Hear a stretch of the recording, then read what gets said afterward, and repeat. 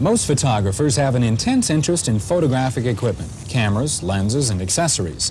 Professional photographer Jim Domke is interested in those things, and he needs them for today's shoot at Independence Hall in historic Philadelphia.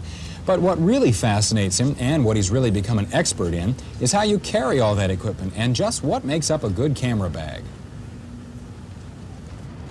It's a tough choice today with 90-some camera bag manufacturers and all the different bags on the market. I think that you shouldn't try to find a bag that's going to carry everything you own, because then you're not going to use the bag. It's going to be a hassle, and I feel that that you should have fun taking pictures. You shouldn't have to fight your camera bag. So I've some of the top name brands that are there. If you could bring your cameras in there or borrow the cameras from the camera store and just put the stuff you want to use in there and see how easily it fits. But then you have to realize that in a couple of weeks or a different weekend, you may want to put a little bit different in there. So you don't want to be tied in too much with a bag that isn't going to allow you to change easily. When Jim Domke isn't shooting, he's thinking about camera bags, planning them, making them, yes, even collecting them as a hobby. Well, I have a little camera bag collection of the history of things, and I was ending up finding, using a fishing bag that I had bought in a sporting goods store as a camera bag, and there are no compartments. It's just one big container that's soft, and you can just dump the stuff in there. It had a couple of pockets in the front that you could put some film in there, but basically it was just a strong canvas bag.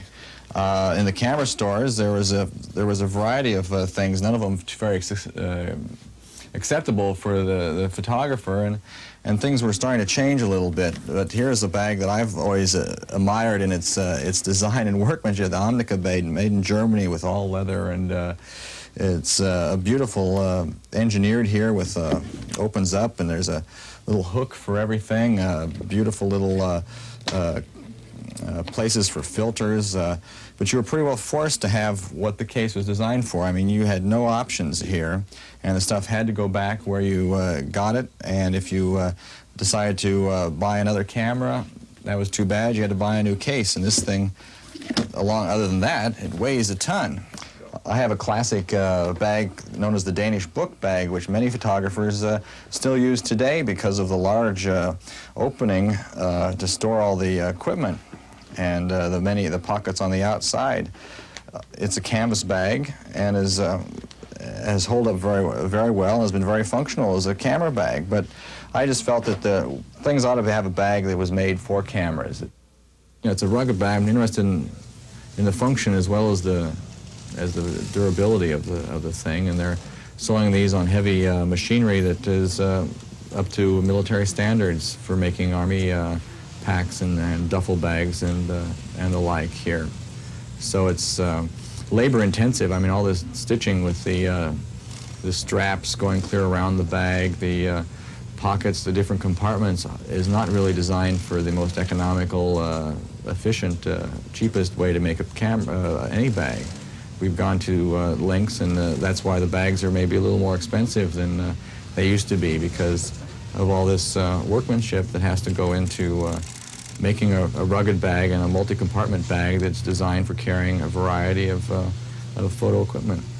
Part of my museum or collection here includes some of my own bags, which have seen a little abuse to test to what the tortures of what a professional photographer would put it through. This is a photographer that was working in the Philadelphia area and happened to get one of my very first bags.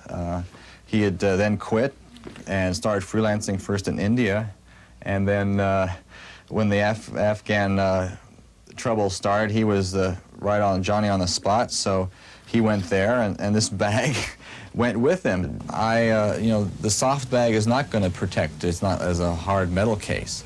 Protection's a funny thing. When I designed a bag, I never thought of protection. Wasn't in my mind at all thinking about making a camera bag to protect my equipment.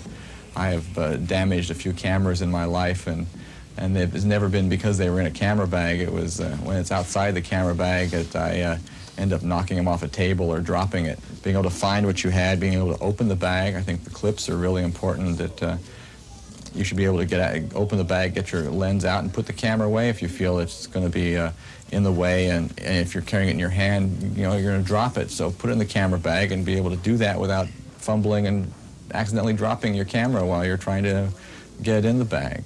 So you might not want 100 camera bags like Jim Domke has, but you might want to consider both a soft and a hard bag to provide flexibility in both shooting and transportation.